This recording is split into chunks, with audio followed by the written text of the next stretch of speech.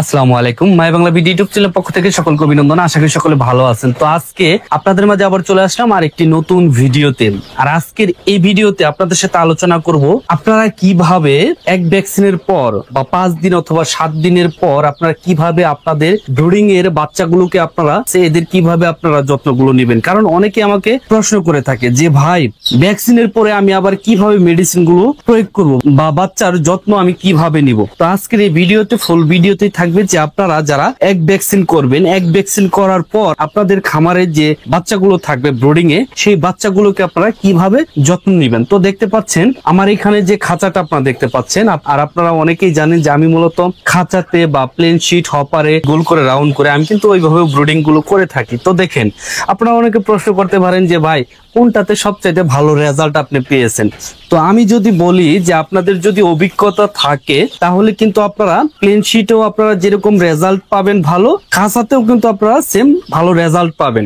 তো এইখানে একটি বিষয় না বললে নয়, সেটি হচ্ছে আপনাদের যদি ন্যূনতম কিছু অভিজ্ঞতা থাকে তাহলে অবশ্যই আপনারা এই যে আমি যে খাঁচাটা বানাইছি এরকম খাঁচাতে যদি আপনারা ব্রুডিং করেন কখনো, অবশ্যই আপনারা খুবই ভালো রেজাল্ট পাবেন। তো দেখেন, এই খাঁচার পরিধি নিয়ে কিন্তু আমি এর আগের ভিডিওতে আমি আলোচনা করেছি। আমার এখানে যে বাচ্চাগুলো আপনারা দেখতে পাচ্ছেন, এই বাচ্চার বয়স হচ্ছে 7 দিন। এই যে এদের যত্নগুলো আমি কিভাবে মূলত নেই, এই যে খাঁচাতে আমি বাচ্চাগুলো রাখছি, অতি ফার্স্টে আমি এর উপরে পাটের বস্তা বা পাটের চটটা আমি দিয়ে দিয়েছিলাম। তো এটা মূলত 5 দিন বয়স পর্যন্ত এখানে ছিল, 5 দিন বয়স পর্যন্ত ছিল। আমি এখানে যখন ভ্যাকসিনটা দিলাম, ভ্যাকসিন দেওয়ার পর এখান থেকে আমি পাটের চটটা মূলত আমি এখান থেকে উঠাই ফেলাইছি এবং অটো রাইস মিলের তুষগুলো যে দেখতে পাচ্ছেন, এই তুষের উপরে আমি বাচ্চাগুলোকে ছেড়ে দিয়েছি। তো দেখেন, সবগুলো তুষই কিন্তু এই যে দেখেন মাশাআল্লাহ খুবই একদমই ঝরঝরা, মুড়ির মতো, দেখেন একদমই ঝরঝরা। এখানে কোনো ভিজা বা অ্যামোনিয়া গ্যাস হওয়ার কোনো এখানে আশঙ্কা নাই। তো এদের যত্নটা আমি মূলত কিভাবে নিতেছি আপনারা আশা করি যে ফুল ভিডিওতেই থাকবেন। আস্তে আস্তে আমি সবই বিস্তারিত বলে দিব।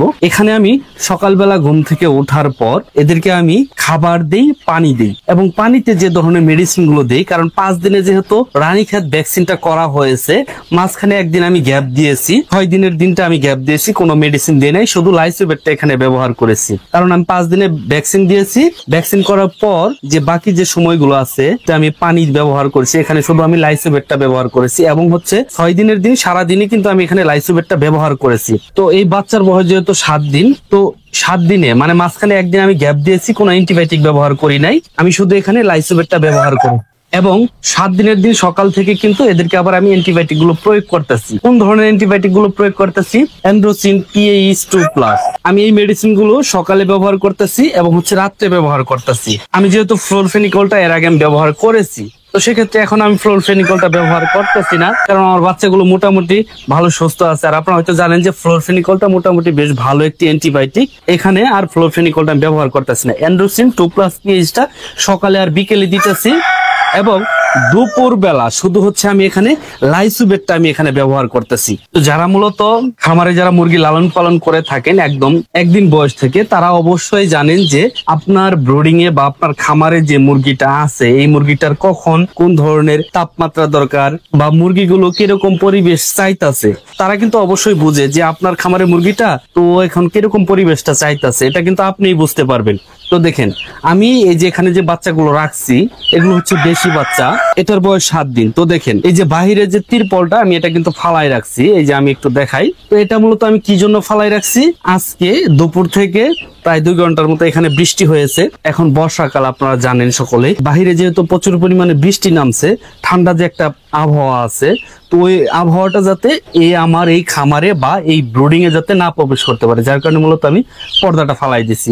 এবং যখন সকালবেলায় যেদিন দেখা যাচ্ছে যে রোদ উঠতেছে, অনেকটাই রোদ হয়েছে, তো সেই ক্ষেত্রে কিন্তু আমি পর্দাটা বাহিরে উঠাইয়া দিই, এখানে বাল্বটা আমি নিভাইয়া দিই এবং বাইরে থেকে এখানে আলোটা আসে। তো আমি মূলত আমার যে 7 দিন বয়সী বাচ্চাগুলো আপনারা দেখতে পাচ্ছেন, এই বাচ্চাগুলো কিন্তু আমি এইভাবেই যত্ন নিতেছি। সকালবেলা ঘুম থেকে উঠে এখানে খাবার, পানি এবং পানির সাথে মেডিসিনটা দিতেছি। সকাল থেকে দুপুর পর্যন্ত এখানে ওরা খাবারটা খাচ্ছে এবং হচ্ছে পানিটা খাচ্ছে।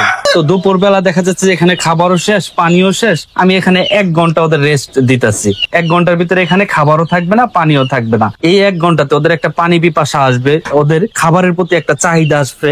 তো যার কারণে এখানে আমি 1 ঘন্টা রেস্ট দেই, বা যদি কখনো পাত্রে যদি কখনো খাবারটা থাকে তো ওই খাবারটা কিন্তু আমি আবার উঠায় রাখি, এখান থেকে সরাই রাখি বা পানিটা সরাই রাখি 1 ঘন্টা পর্যন্ত আমি এখানে সরাই রাখি। দুপুর বেলা আবার আমি পানিতে শুধু লাইসিবেটটা ব্যবহার করতেছি, থায়োবিনটা আমি 2-3 দিন ব্যবহার করেছি, এখন শুধু লাইসিবেটটা ব্যবহার করতেছি। রাত্রের বেলা আমি আবার পানির সাথে অ্যান্ড্রোসিন 2+ পিএইচটা এখানে ব্যবহার করতেছি এবং খাবারটা দিতেছি। তো দেখেন এইভাবেই কিন্তু আমি আমার 7 দিন বয়সী যে দেশি মুরগির বাচ্চাগুলো আছে এদের আমি যত্ন নিতেছি। আপনাদের একটি কাজ অবশ্যই করতে হবে, সেটি হচ্ছে কখন আপনার বাচ্চার তাপের প্রয়োজন, তারা হিট চাচ্ছে।